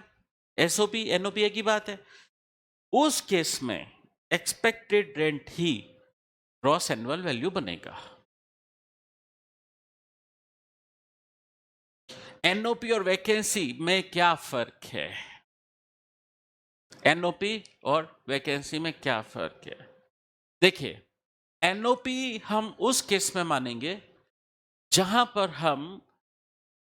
मैंने एग्जांपल लिया, एनओपी किस केस में मानेंगे? फॉर एग्जांपल जोधपुर में आपकी प्रॉपर्टी है, आप अपने बिजनेस प्रोफेशन और एम्प्लॉयमेंट के पर्पस से मुंबई गए और मुंबई में आपका मकान नहीं है, जिसकी वजह से मुंबई में आपको किराए के मकान में रहना पड़ रहा है। वहां पर आपको रेंट पे कर रहे हो, आपका वहां पर मकान नहीं है, ड्यू टू एम्प्लॉयमेंट बिजनेस और profession at some other place आपकी एक प्रॉपर्टी खाली पड़ी है। तो जो खाली पड़ी है वो वैकेंट नहीं है, वो नॉट ऑक्यूपाइड प्रॉपर्टी है। तो वैकेंसी और नॉट ऑक्यूपेशन में फर्क है। हाँ,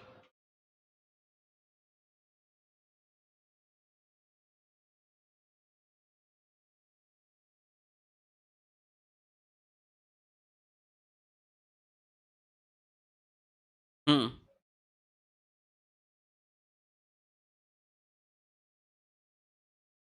हम्म लोन वगैरह का क्या ट्रीटमेंट होगा उसके आगे बातें करेंगे।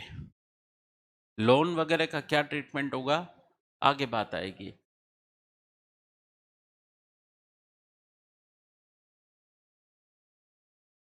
हाँ, यस।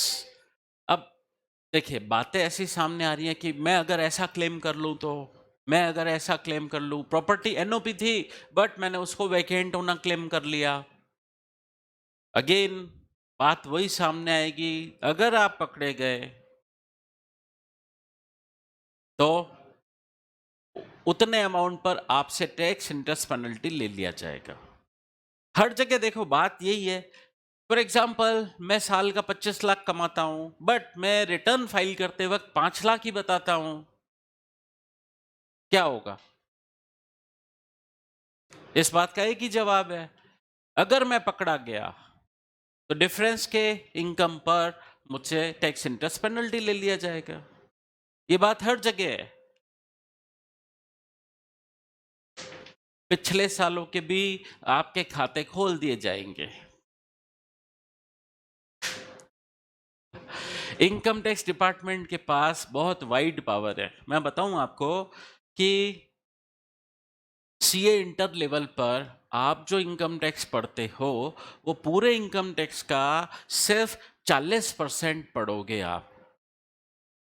इनकम टैक्स एक बहुत बड़ा एक्ट है।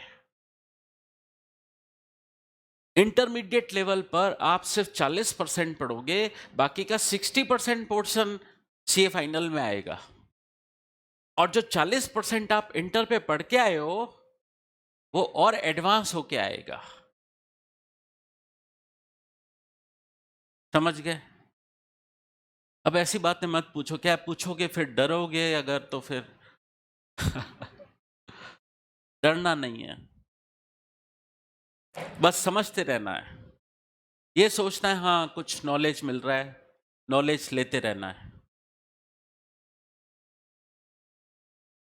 जीएसटी का भी यही हाल है। जीएसटी में टोटल 32 चैप्टर्स है और इंटरमीडिएट लेवल पर 15 चैप्टर्स है, और वो बेसिक रहते हैं और फाइनल में वो 15 चैप्टर्स फिर आते हैं और उसके आगे के चैप्टर्स भी आते हैं। जो 15 चैप्टर्स इंटरमीडिएट लेवल पे पढ़े हुए हैं वो फाइनल में और एडवांस होके आते हैं। मतलब इंस्टीट्यूट आपको शुरू में बेसिक बातें बताता है, फिर उसी को ही और एडवांस करके और बातें होती है। देखो प्रोफेशनल कोर्स है तो इसमें माना जाता है कि आपकी उस पर एक्सपर्टाइज होना बहुत जरूरी है। ठीक है, चलिए अब आगे बात करें।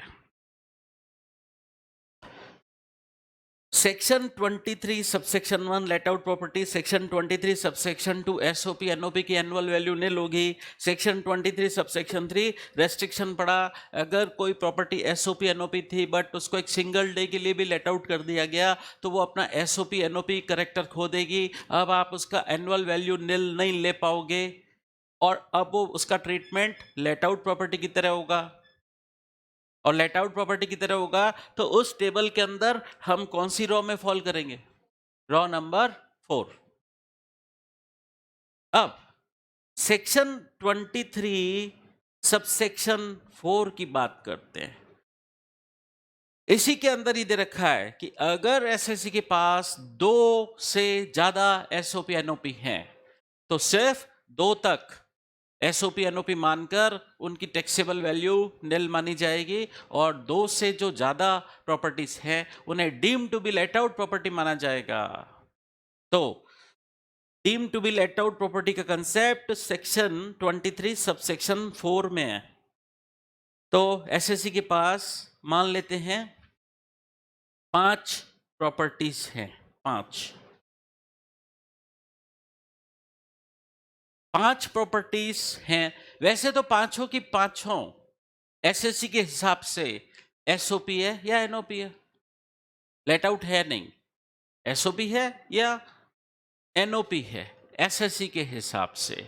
बट इनकम टैक्स डिपार्टमेंट बोलता है इसमें से 5 में से कोई भी 2 आप एसओपी एनओपी मान लो। एसएससी के पास सिलेक्शन का मौका है कि इसमें से कोई भी 2 प्रॉपर्टीज वो अपने चॉइस के हिसाब से एसओपी एनओपी मान ले और बाकी की 3 लेट आउट प्रॉपर्टीज मानी जाएंगी। ठीक है, अच्छा ऐसा हो सकता है क्या कि पिछले साल एसएससी ने इसको एसओपी माना था, इसको एनओपी माना था पिछले साल। ठीक है, तो क्या ये प्रॉपर्टीज डीएलओपी हो जाएंगी? ये डीएलओपी हो जाएंगी क्या? बदल सकते हैं। मैंने बोला फर्स्ट, पहला जो साल था उसमें फर्स्ट और थर्ड प्रॉपर्टी एसओपी एनओपी मानी गई, तो सेकंड, फोर्थ और फिफ्थ ये डीएलओपी मान ली गई। अब नेक्स्ट ईयर में क्या एसएससी अपना सिलेक्शन बदल सकता है? यस, नेक्स्ट ईयर एसएससी अपना सिलेक्शन बदल सकता है। क्यों? इनकम टैक्स एनुअल बेसिस पे चलता है, तो एवरी ईयर एसएससी अपना सिलेक्शन बदल सकता है। जैसे मान लो सेकेंड ईयर में वो फर्स्ट और सेकेंड प्रॉपर्टी को एसओपी एनओपी मान ले, तो थर्ड, फोर्थ, फिफ्थ उसकी डीएलओपी हो जाएगी।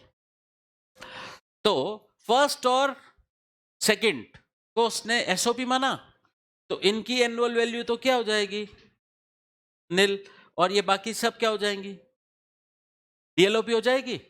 ये 3 डीएलओपी हो जाएगी नेक्स्ट ईयर में। डीएलओपी की कैलकुलेशन कैसे होगी? नाम क्या है? Deem to be let out. मान लेंगे लेट आउट है, हालांकि ये एक्चुअली देखे तो एसओपी एनओपी है, बट इनकम टैक्स एक्ट मान लेगा कि लेट आउट है। लेट आउट है तो फिर कैलकुलेशन कौन से सेक्शन में जाके करें? सेक्शन 23 सबसेक्शन 1 में आ जाए। फिर सेक्शन 23 सबसेक्शन 1 में आ जाएंगे और लेट आउट मानते हुए इसकी कैलकुलेशन होगी। ठीक है, अब जब मैं सेक्शन 23 सबसेक्शन 1 में आ जाऊंगा इस लेट आउट प्रॉपर्टी के लिए भी, तो मेरे पास अब शुरू से कहानी बोलते हैं। Parent, municipal value, Z value, standard rent, expected rent, but actual rent कहां से लाऊं? कहां से लाऊं एक्चुअल रेंट? है ही नहीं, है ही नहीं। प्रॉपर्टी डीएलओपी प्रॉपर्टी है, तो एक्चुअल रेंट होगा क्या? Actual rent is always missing in case of DLOP property, तो एक्चुअल रेंट होगा नहीं। फिर भी मुझे ग्रॉस एनुअल वैल्यू तक पहुंचना है, तो क्या उस केस में रॉ नंबर 1 लग जाएगी? इसलिए मैंने पहले बोला था अभी 10 मिनट रुको, एक्सपेक्टेड रेंट होगा बट एक्चुअल रेंट नहीं होगा, और उस केस में एक्सपेक्टेड रेंट ही बन जाएगा ग्रॉस एनुअल वैल्यू। इसका मतलब ये रॉ नंबर 1 किस केस में लगेगी? जब आपकी प्रॉपर्टी डीएलओपी होगी। तो मैं पास में लिख देता हूं, ये फर्स्ट वाली रॉ अप्लीकेबल तभी होगी ओनली इन केस ऑफ डीएलओपी। मतलब कौन से सेक्शन का इफेक्ट है? Section 23 subsection 4, section 23 subsection 4।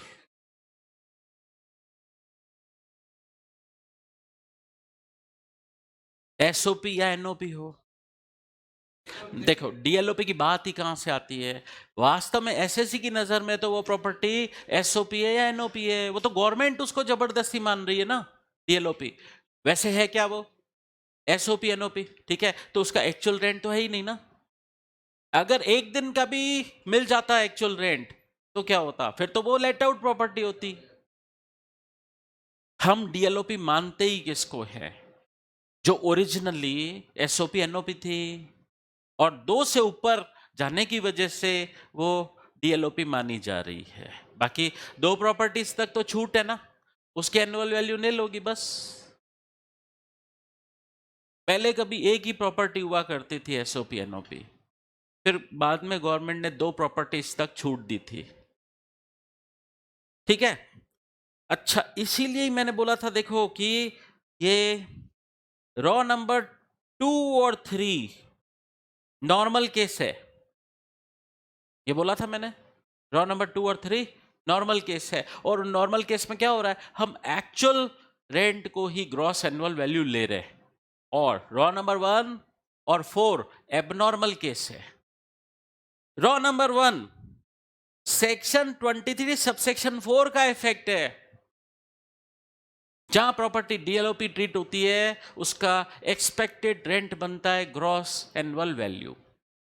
और रॉ नंबर 4 सेक्शन 23 सबसेक्शन 3 का इफेक्ट है, जहां रेस्ट्रिक्शन लग जाता है कि अगर आपने अपनी एसओपी एनओपी प्रॉपर्टी को एक भी दिन लेट आउट किया तो वो अपना एसओपी एनओपी का करेक्टर खो देगी, फिर उसे लेट आउट प्रॉपर्टी ट्रीट किया जाएगा। तो रॉ नंबर 1 और रॉ नंबर 4 एबनॉर्मल केस हो गए, रॉ नंबर 2 और 3 नॉर्मल केस। बात समझ आई? नॉर्मल केस में हम एक्चुअल रेंट को बोलते हैं ग्रॉस एनुअल वैल्यू, और एबनॉर्मल केस में हम एक्सपेक्टेड रेंट को बोलते हैं ग्रॉस एनुअल वैल्यू। बात समझ आ गई? इसके कल मैं आपको प्रैक्टिकल क्वेश्चंस कराऊंगा। अब ग्रॉस एनुअल वैल्यू आने के बाद क्या होता है, क्या करते हैं? म्यूनिसिपल टैक्स लेस करते हैं। म्यूनिसिपल टैक्स लेस करते हैं तब जाके नेट एनुअल वैल्यू आती है। बात बताइए, म्यूनिसिपल टैक्स खर्चा है, नेट इनकम कंप्यूट करने में आपको खर्चे का डिडक्शन, एक्सपेंस का डिडक्शन अलाउ किया जाएगा, तब आप नेट इनकम तक पहुंचोगे। ठीक है, तो ये खर्चा है, ये लेस करना अलाउ कब होगा, इसकी भी कंडीशंस पढ़ते हैं। इसकी कंडीशंस पढ़ते हम। देखिए, यहां से आपका शुरू हो रहा है लेट आउट प्रॉपर्टी की बातें, सेक्शन 23 सबसेक्शन 1। अब इसके अंदर दे रखा है आपको deduction of municipal taxes. Municipal tax का डिडक्शन मिल जाएगा फॉर डिटरमाइनिंग एनुअल वैल्यू अगर कुछ कंडीशन सेटिस्फाई हो। फर्स्ट, ये एक्चुअली पेड होना चाहिए। इसका मतलब गवर्नमेंट अपना फायदा देख रही है। गवर्नमेंट क्या बोल रही है कि आपने म्यूनिसिपल अथॉरिटी को ये एक्चुअली पेड किया अगर है तभी हम आपको इस खर्चे का डिडक्शन देंगे। अगर आपने म्यूनिसिपल अथॉरिटी को एक्चुअल पेमेंट नहीं किया है तो हम आपको म्यूनिसिपल टैक्स का डिडक्शन ड्यू बेसिस पर अलाउ नहीं करेंगे। बताइए, गवर्नमेंट ने अपना फायदा देखा कि नहीं, कि इधर आप म्यूनिसिपल अथॉरिटी को कुछ चुकाओ तो हम आपको इधर डिडक्शन दें इनकम टैक्स में, नहीं तो नहीं देंगे। तो डिडक्शन एक्चुअल पेमेंट बेसिस पर मिल रहा है, ड्यू बेसिस पर नहीं। अच्छा, अब एक बात बताइए मुझे कि मान लीजिए 10 साल तक काफी लोगों का कैसा नेचर रहता है कि म्यूनिसिपल टैक्स ड्यू पड़ा है, 10 साल से पे किया ही नहीं, 10 साल से ड्यू पड़ा है, पे किया ही नहीं। एक दिन म्यूनिसिपल अथॉरिटी वाले आए और बोला इतने साल से आपने पे नहीं किया, हम रिकवरी करने आए हैं, पे करिए। तो एसएससी ने 10 साल का म्यूनिसिपल टैक्स इकट्ठा पे कर दिया इस साल। अब चूंकि म्यूनिसिपल टैक्स का डिडक्शन एक्चुअल पेमेंट बेसिस पर अलाउ होता है, तो ये इनकम तो मेरे एक साल की आई ना, ग्रॉस एनुअल वैल्यू, ये एक साल की इनकम को रिप्रेजेंट कर रहा है। अब मैं इस ग्रॉस एनुअल वैल्यू में से म्यूनिसिपल टैक्स में 10 साल का लेस कर रहा हूं, लेस कर सकता हूं या नहीं, या सिर्फ करंट ईयर वाला ही लेस कर सकता हूं? म्यूनिसिपल टैक्स का डिडक्शन ड्यू बेसिस पर अलाउ नहीं होता है, वो एक्चुअल पेमेंट बेसिस पर अलाउ होता है। तो मैंने एक्चुअल इस साल जो भी पे किया, चाहे वो करंट ईयर का था चाहे पास्ट ईयर का था, जितना भी एक्चुअल पेमेंट मैंने करंट ईयर में किया वो मुझे सारा करंट ईयर में अलाउ हो जाएगा एक्चुअल पेमेंट बेसिस पर। क्यों? क्योंकि ये पहले ड्यू बेसिस पर अलाउ नहीं हुआ था। अच्छा, ऐसा हो सकता है क्या पास्ट 10 इयर्स का पे नहीं किया था, करंट ईयर 11वां साल है, अब उनका कहना है कि रोज रोज हम थोड़ा ना आएंगे, ये 12वें साल का भी, मतलब फ्यूचर ईयर का भी आप अभी हमें दे दो, तो वो फ्यूचर ईयर के म्युनिसिपल टैक्स की भी रिकवरी करके गए। 12 साल का टोटल पे किया। क्या 12 साल का लेस हो जाएगा अभी करंट ईयर के इनकम में से, ग्रॉस एनुअल वैल्यू में से? यस, लेस हो जाएगा। अच्छा, बट उसकी वजह से तो एक और दिक्कत हो सकती है। ये मान लो ग्रॉस एनुअल वैल्यू आ रही थी आपकी 5 लाख और म्युनिसिपल टैक्स आपका आ गया 6 लाख। अब उसकी वजह से ये एनएवी हमारी 1 लाख से नेगेटिव हो गई। क्या ऐसा हो सकता है? एनएवी नेगेटिव हो सकती है या नहीं? हो सकती है। एनएवी नेगेटिव हो सकती है। क्यों नहीं हो सकती नेगेटिव? नेगेटिव आना मतलब क्या? लॉस। क्या हमारे हाउस प्रॉपर्टी एक्ट में लॉस आ गया? लॉस क्लेम करना अलाउ है कि नहीं? क्या लॉस नहीं हो सकता? अरे प्रॉफिट और इनकम पे टैक्स लगाते हो तो लॉस नहीं हो सकता क्या? तो हाउस प्रॉपर्टी एड में अगर लॉस होगा तो क्या करेंगे? अदर इनकम से एडजस्ट हो जाएगा। जैसे एसएससी के बिजनेस भी है तो बिजनेस इनकम से वो हाउस प्रॉपर्टी एड का लॉस एडजस्ट हो जाएगा। हो जाएगा। ठीक है, आगे चलकर हम पढ़ेंगे कि हाउस प्रॉपर्टी हेड का लॉस करंट ईयर का है, वो करंट ईयर की अदर इनकम से जो अदर हेड में फॉल कर रही हैं मैक्सिमम 2 लाख तक ही एडजस्ट हो पाएगा। अगर लॉस ज्यादा हुआ है तो 2 लाख जितना ही एडजस्ट होगा, बाकी का कैरी फॉरवर्ड कर लेंगे। कैरी फॉरवर्ड कितने साल तक कर सकते हैं? 8 साल तक। हाउस प्रॉपर्टी हेड का लॉस 8 साल तक कैरी फॉरवर्ड हो सकता है। ये बातें आगे आएंगी अभी। ठीक है, तो नेक्स्ट ईयर में जब मैं इस लॉस को कैरी फॉरवर्ड करके जाऊंगा, फिर नेक्स्ट ईयर आएगा, फिर और इनकम होगी, तो ये नेक्स्ट ईयर में लॉस किससे एडजस्ट होगा? क्या दूसरे हेड की इनकम से एडजस्ट होगा? नहीं, नेक्स्ट ईयर में फिर वो नेक्स्ट ईयर की हाउस प्रॉपर्टी इनकम से ही एडजस्ट होगा। अदर हेड से एडजस्टमेंट सिर्फ करंट ईयर में ही होता है, और वो भी मैक्सिमम 2 लाख तक। समझे बात? तो नेगेटिव हो सकती है एनएवी। फिर सेकंड पॉइंट, म्युनिसिपल टैक्स के लिए it is borne by the SSC. SSC यहां कौन होता है?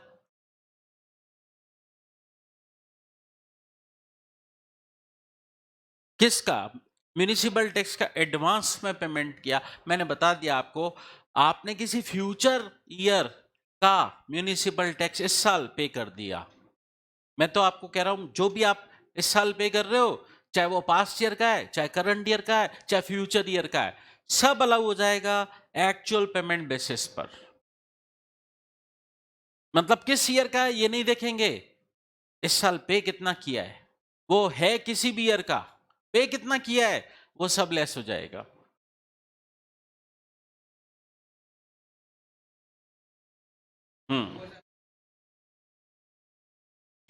नहीं, 2012 में चेक करो। 2012 में आप कह रहे हो 11 में पे कर दिया था सब, तो 11 में डिडक्शन मिल गया था। 2012 में का था वो 11 में पे कर दिया था। 2012 में कुछ होगा क्या? 2012 में आपने कुछ पे किया था क्या? नहीं, तो लेस नहीं होगा। बस दो कंडीशन सेटिस्फाई होनी चाहिए म्युनिसिपल टैक्स के लिए, वो एक्चुअली पेड हो और एसएससी ने खुद ने पे किया हो। और एसएससी यहां पर कौन होता है? ऑनर या लैंडलॉर्ड। किराया किससे मिलता है? टीनेंट से। तो एसएससी वर्ड यहां पर किसके कनेक्शन में यूज हो रहा है? लैंडलॉर्ड या ऑनर के लिए। अच्छा, ऐसा हो कि ऑनर बोल दे, मतलब लैंडलॉर्ड टीनेंट को बोल दे किराए पर रहना है ना, तो म्युनिसिपल टैक्स तू चुकाएगा, इस शर्त पर मैं तुमको प्रॉपर्टी दूंगा किराए पर। म्यूनिसिपल टैक्स तुमको चुकाना पड़ेगा, तो डिडक्शन नहीं मिलेगा। अच्छा, ऐसा केस हो कि पहले तो टेनेंट चुका दे और बाद में लैंडलॉर्ड बोले कि ठीक है मुझसे रीइंबर्समेंट ले लो, तो अल्टीमेटली उस सिचुएशन में बॉर्न किसने किया? लैंडलॉर्ड ने। तो डिडक्शन लैंडलॉर्ड को मिल जाएगा क्या? मिल जाएगा, मिल जाएगा। अल्टीमेटली किसके ऊपर लायबिलिटी आई? लैंडलॉर्ड के ऊपर। लैंग्वेज ये थोड़ी ना पे करो, यहां दे रखा है इट इज बॉर्न। भार किस पे पड़ा है? जिस पे भार पड़ा है और एक्चुअली पेड है, डिडक्शन मिल जाएगा। हाँ,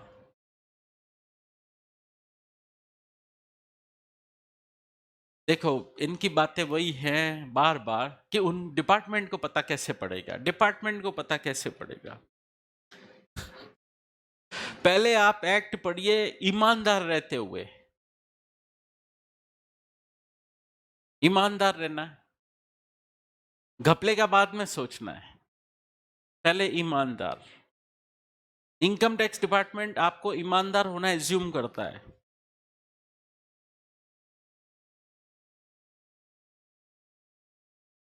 इनका कहना है टीनेंट ने पे कर दिया, लैंडलॉर्ड ने पे किया ही नहीं, डिडक्शन टीनेंट को मिल जाएगा क्या? अरे टीनेंट उस प्रॉपर्टी का ऑनर है क्या? नहीं। डिडक्शन ऑनर को मिलेगा और वो भी तब मिलेगा जब ऑनर ने एक्चुअली पेड किया हो या अल्टीमेटली बियर किया हो। ठीक है। म्यूनिसिपल टैक्स होता क्या है? Local tax, water tax, fire tax levied by local authority और म्यूनिसिपल अथॉरिटी। तो जो tax local authority municipal authority लेती है, नाम अलग अलग हो सकते हैं, इसको लोकल टैक्स भी बोल सकते हैं, वाटर टैक्स भी बोल सकते हैं, फायर टैक्स भी बोल सकते हैं। प्रॉपर्टी पर दो टैक्सेस स्टेट गवर्नमेंट भी लेती है और उन दो टैक्सेस का नाम है लैंड रेवेन्यू और ग्राउंड रेंट। क्या उसका डिडक्शन मिलेगा यहां पर?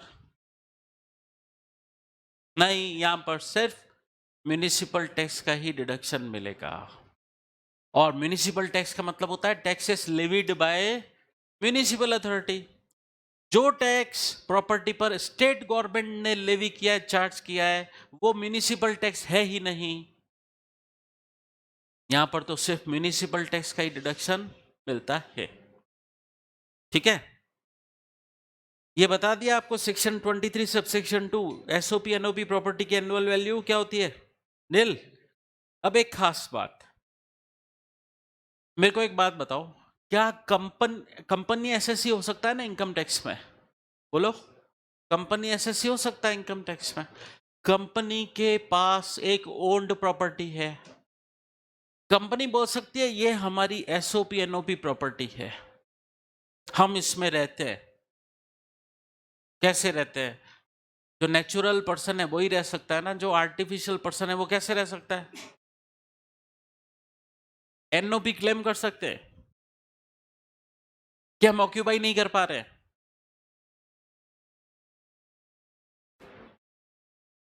तो इसके लिए गवर्नमेंट ने क्लैरिफाई किया कि एसओपी एनओपी का बेनिफिट है क्या कि एनुअल वैल्यू नील ले सकते हैं? ये बेनिफिट है ना।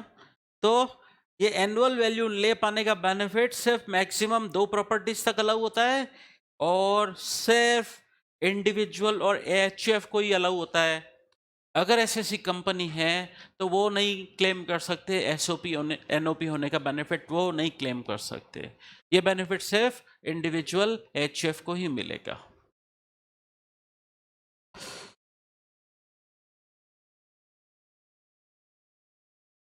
कंपनी के केस में कंपनी की कोई प्रॉपर्टी ऐसे ही पड़ी है, एसओपी एनओपी का बेनिफिट उनको मिलेगा नहीं, तो उस प्रॉपर्टी को डीएलओपी मानेंगे। डीएलओपी मानने का नतीजा क्या होगा? उनका एक्सपेक्टेड रेंट बन जाएगा ग्रॉस एनुअल वैल्यू।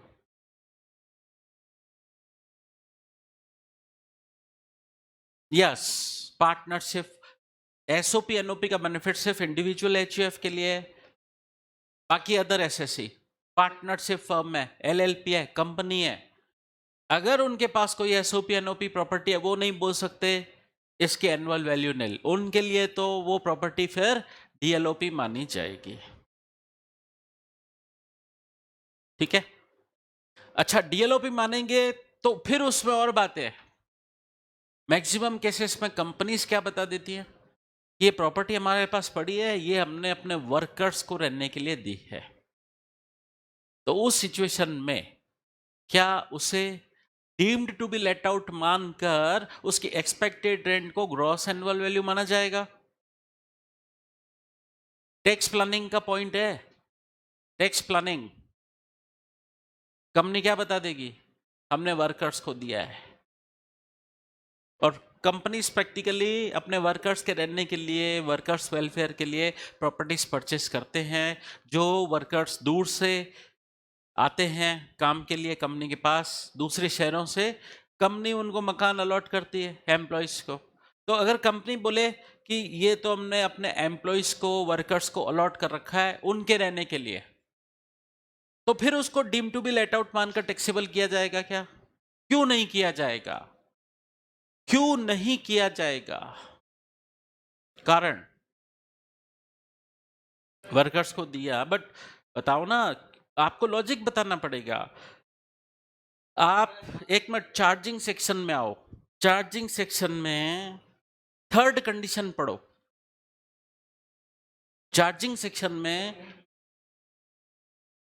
कंपनी बोलेगी हमने इस प्रॉपर्टी को अपने ओन बिजनेस और प्रोफेशन में यूज किया है, अपने वर्कर्स को दिया मतलब अपने ओन बिजनेस पर्पस के लिए यूज किया है, तो इस प्रॉपर्टी पर हाउस प्रॉपर्टी हेड ही नहीं लगेगा।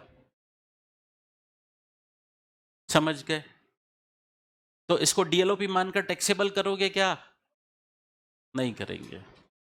कंपनी क्लेम कर लेगी कि हम ये प्रॉपर्टी अपने ओन बिजनेस और प्रोफेशन के लिए यूज कर रहे हैं।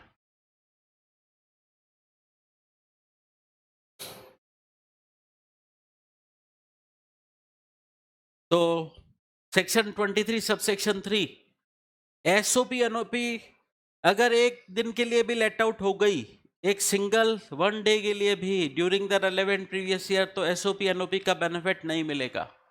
सेक्शन 23 सबसेक्शन 4 में क्या लिखा, डीएलओपी की बात, अगर एसएससी की दो मोर देन 2 प्रॉपर्टीज हैं, सबसेक्शन 2 में फॉल कर रही है, मतलब वो एसओपी एनओपी हैं, तो सिर्फ मैक्सिमम 2 प्रॉपर्टीज, वो भी एसएससी का ऑप्शन है, कौन सी वाली, उसको सिलेक्शन का मौका है।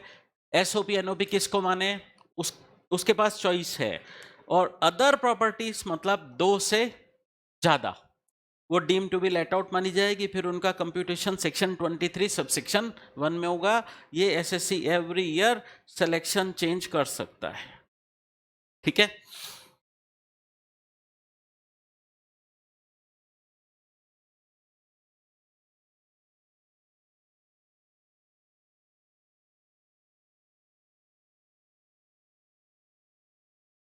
हम्म,